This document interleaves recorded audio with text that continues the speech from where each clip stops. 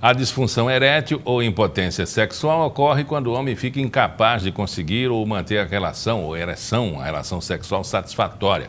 As causas são várias, podem ser de origem física ou psicológica, desde problemas de circulação e doenças hormonais até depressão ou situações que afetem a autoconfiança do homem, como luto na família, perda de emprego, entre outros.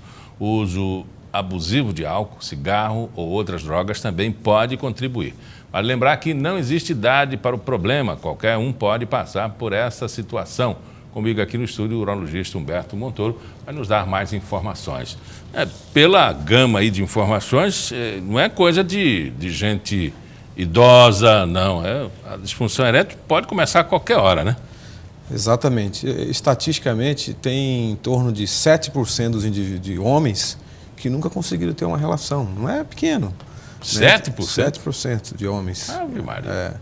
E fica levando isso, né? O homem, ele tem muita dificuldade, às vezes, com medo, né, de procurar o médico. Ele tenta, psicologicamente, eu vou, na próxima eu marco, desmarca, desmarca, até chegar na consulta. O que está levando muitos indivíduos, né, é claro que é mais frequente nos indivíduos acima dos 40, 50 anos, em torno aí de 50% a 70% desses pacientes têm algum grau de disfunção erétil, alguns mais importantes, outros menos importantes. Até para assegurar o paciente em potencial que está aqui nos assistindo, né, esse tipo de problema, ele tem solução. Em quantos por cento? Não, a disfunção erétil ela é tratada em vários níveis, né? Então, se o problema é de origem psicológica, você vai ter que encaminhar para o psicólogo, né? O tratamento é multiprofissional. Nos indivíduos mais jovens, tende um fator psicogênico ser maior. Nos indivíduos de mais idade, tem fatores orgânicos por trás. E esses fatores orgânicos, muitas vezes, faz com que o indivíduo vá tratar essas doenças que levam, que você já citou no início da reportagem sobre problema de colesterol alto, problema de diabetes. Muitas vezes esse indivíduo adere ao tratamento porque tem a disfunção erétil associada. Então, para tratar essa disfunção erétil, você tem que melhorar isso. Então, o homem vai atrás e aí você consegue melhorar esse lado também dessas doenças metabólicas que atingem o homem com o envelhecimento. E surge a qualquer hora, né? E surge a qualquer hora. Então, o tratamento ele pode ser, como ele diz, individualizado. Hoje, desde a época da era do Viagra, mudou muito o tratamento da disfunção erétil. Então, a gente começa com tratamentos inicialmente oral, né? E existem várias drogas que vão ter o mesmo efeito, né? Vale lembrar que esses remédios têm algumas contraindicações, é bom de deixar isso, né? Não é todo mundo que pode utilizar esses medicamentos. Se ele não pode fazer uma atividade física, se ele não pode subir 2 lances de escada, por exemplo, ele sente cansaço, ele está contraindicado a ter atividade sexual, porque atividade sexual é um esforço físico. Então, se ele não pode fazer esforço físico, ele não pode ter atividade sexual. E se ele usa alguns medicamentos, pelo menos do grupo dos nitratos, que são vasodilatadores coronarianos, ele não pode tomar junto com esses medicamentos.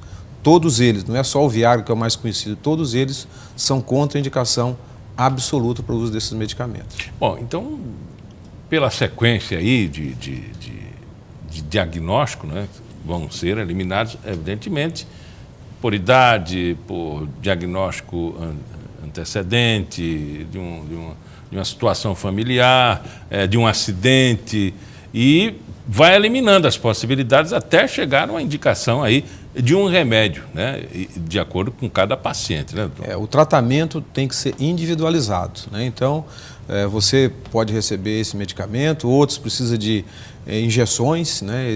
São tratamentos de segunda linha, que já é um pouco mais agressivo, e tem o tratamento de terceira linha, aquele indivíduo que não responde aos medicamentos, não se adapta aos medicamentos de segunda linha, que é o implante da prótese peniana, né? Que é a última linha para restabelecer a atividade sexual de uma forma definitiva. E nesses casos aí, há uma indicação assim, que seja assertiva, e essa é a que vai resolver o problema?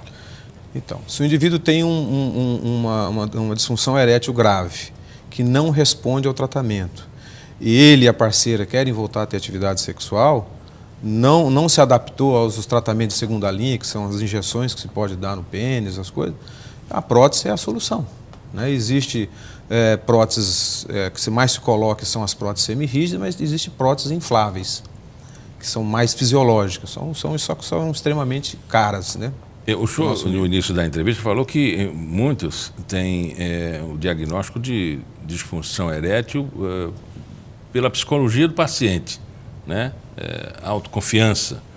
Nesses casos, envolve outras pessoas, né? Porque isso vem dele, mas ele se relaciona, né, com outras pessoas, né? A família, a mulher, a companheira. Então, veja bem, numa relação sexual, o homem não tem como fingir. A mulher pode até, numa atividade sexual, fingir que está tendo um orgasmo, alguma coisa. O homem não tem. Então, a responsabilidade maior é dele, né? Então, se ele não consegue, ou se ele está passando por um transtorno psicológico, uma carga pesada, ele pode falhar. E o homem pode falhar e não ter nada orgânico por trás disso. Esse é um fator. À medida que esse fator psicológico melhora, ele volta a ter a sua atividade sexual, mas ele precisa saber disso, senão ele começa a entrar num círculo vicioso. Ele vai para a relação achando que não vai conseguir de novo. Fatalmente isso vai acontecer. E aí é cumulativo. Então tem que quebrar esse círculo, né? E aí que o diagnóstico tem que ser individualizado e você vai precisar desse tratamento. Ou, na verdade, às vezes você precisa de 2 tratamentos. Inicialmente você pode manipular com droga até o indivíduo adquirir uma autoconfiança e depois ele fica sem o medicamento. Uhum. Esses pacientes, geralmente, ele tem que idade? Então, como você apresentou no início, você pode ter de várias faixas etárias, desde a adolescência até o mais idoso. É claro que o indivíduo mais idoso tem mais chance do ponto de vista orgânico e os indivíduos mais jovens têm fator psicológico por trás. A gente está vivendo uma crise econômica, né, sem precedentes, embora algumas pessoas achem que isso aí foi criado, enfim, mas ela existe e está aí, para todo mundo ver e sentir. Algumas pessoas estão se dando bem, outras, talvez a sua maioria, não estão muito bem financeiramente. Essa crise financeira contribui com esse problema? O nível de estresse também no emprego contribui com esse tipo de problema? Com certeza, Miguel. Né? Como eu já expliquei, o homem, a carga principal é dele, né? Se não tiver ereção, não tem como ter a relação sexual completa, né?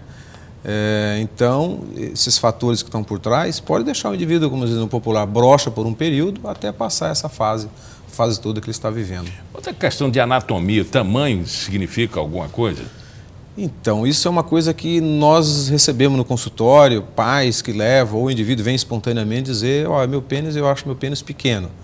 Muitas vezes ele fica vendo filme pornográfico, e ali toda uma montagem, todo um processo, são selecionados indivíduos que têm um pênis maior que a média. Anomalias, né? Então, ele fica se comparando com o dele. Na verdade, a vagina tem sensibilidade apenas no terço distal, então nos primeiros 5 centímetros. Então, no fundo não tem sensibilidade. Então não há necessidade de um pênis grande para satisfazer a mulher. E já tem estudos mostrando que as preliminares são muito mais importantes que a mulher do que o ato da penetração em si. Então tem que desmistificar isso aí, né? O que é pênis pequeno, né? A gente considerar um pênis normal acima de 11 centímetros. Então não é nada... Quem está ouvindo aí pode medir o seu, achar que o seu está fora desse padrão. A maioria está sempre acima desse padrão. Uhum. Outro problema são as infecções, as bactérias que podem provocar no momento do ato sexual um trauma que pode levar o indivíduo a ter um problema na relação seguinte. Se ele tiver alguma infecção, ele tem que se tratar a infecção, tratar o casal, né? Na maioria das vezes tem que tratar o casal, porque essas doenças podem levar consequências no futuro, tanto dependendo da fase por exemplo, da mulher, pode levar à infertilidade, o mesmo também pode acontecer com o homem. Então as infecções têm que ser tratadas.